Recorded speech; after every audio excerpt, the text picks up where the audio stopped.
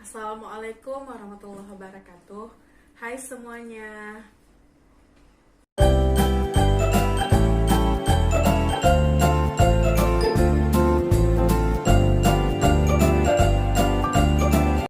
Hai teman-teman, perkenalkan nama saya Luciana Rahman. Saya mahasiswi Pasca Sarjana Pendidikan Kimia Universitas Negeri Medan.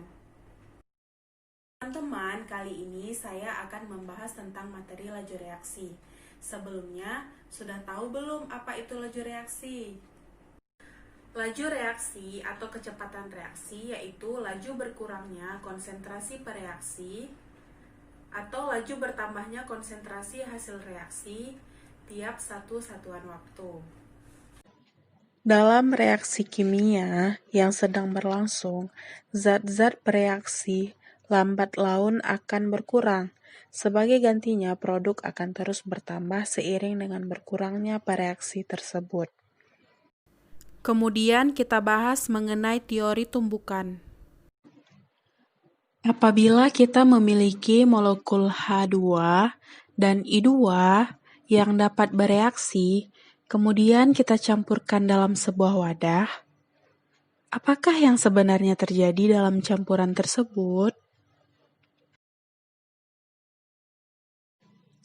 Ternyata molekul saling bertumbukan. Mari kita perlambat. Nah, ada yang dapat membentuk produk baru dan ada yang hanya saling bertumbukan saja.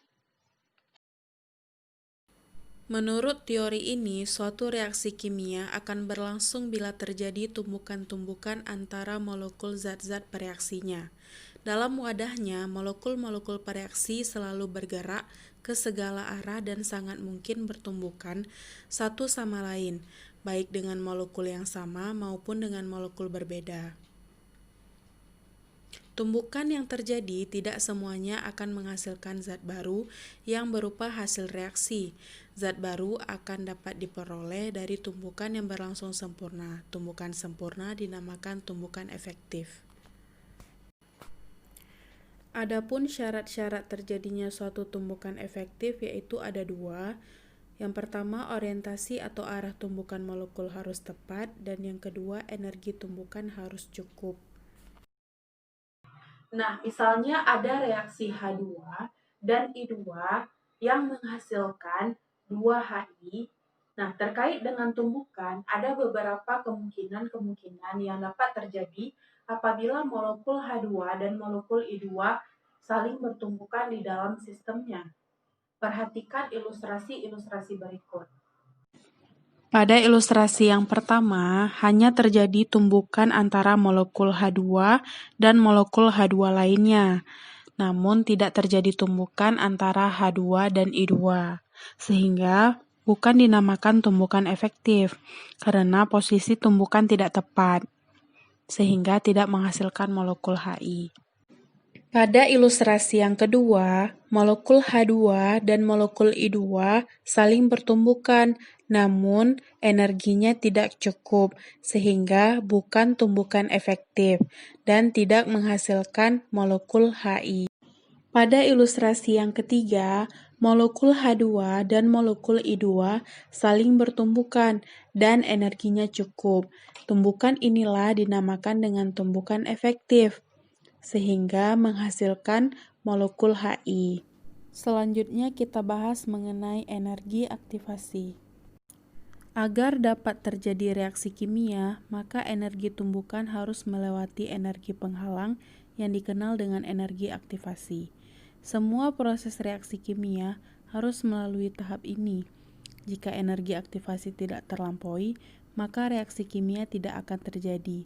Energi aktivasi merupakan syarat minimal terjadinya suatu reaksi. Orang tersebut harus mendorong batu melewati bukit untuk sampai pada produk. Artinya, orang tersebut harus memiliki energi kinetik yang cukup atau berlebih untuk melewati bukit tersebut. Bukit inilah yang dimaksud dengan energi aktivasi. Energi aktivasi ditafsirkan sebagai energi penghalang antara bereaksi dan produk.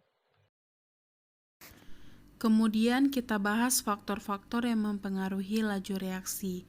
yaitu konsentrasi, luas permukaan, suhu, dan katalis. Yang pertama kita bahas konsentrasi.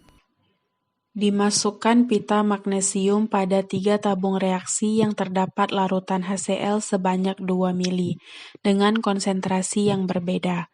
Nah, perhatikan gelembung gas yang dihasilkan serta perbedaan kecepatan reaksi pita magnesium pada ketiga tabung tersebut. Nah, terlihat jelas kan pita magnesium pada tabung reaksi yang memiliki konsentrasi 3 molar lebih cepat bereaksi dan gelembung gasnya lebih banyak dihasilkan. Hal ini disebabkan karena perbedaan konsentrasi HCl pada ketiga tabung tersebut.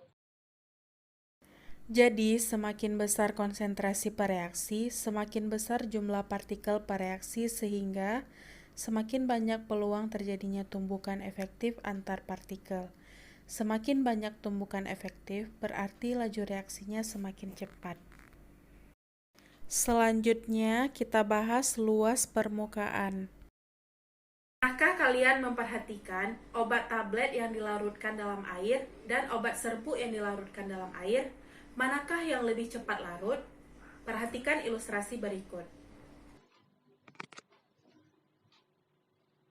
Ternyata obat dalam bentuk serbuk lebih cepat bereaksi. Hal ini disebabkan karena obat yang berbentuk serbuk memiliki luas permukaan bidang sentuh yang lebih besar, sehingga semakin luas permukaan semakin banyak peluang terjadinya tumbukan antar bereaksi. Semakin banyak tumbukan yang terjadi mengakibatkan laju reaksinya semakin cepat. Faktor selanjutnya yaitu suhu. Pernahkah kalian melarutkan obat tablet pada air dingin dan air panas? Manakah yang lebih cepat larut?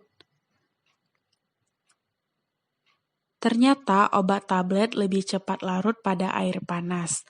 Mengapa demikian?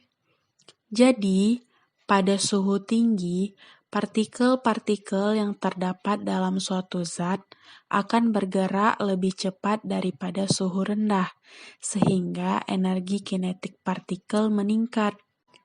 Semakin tinggi energi kinetik partikel yang bergerak, sehingga semakin besar peluang terjadinya tumbukan yang dapat menghasilkan reaksi.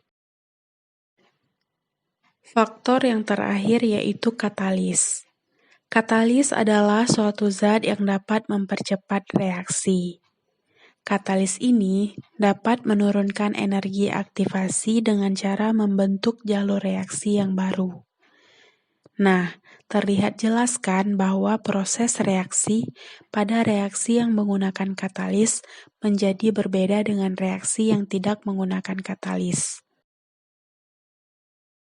Sekian video pembelajaran dari saya. Lebih dan kurang saya mohon maaf. Assalamualaikum warahmatullahi wabarakatuh. Sampai jumpa pada video selanjutnya.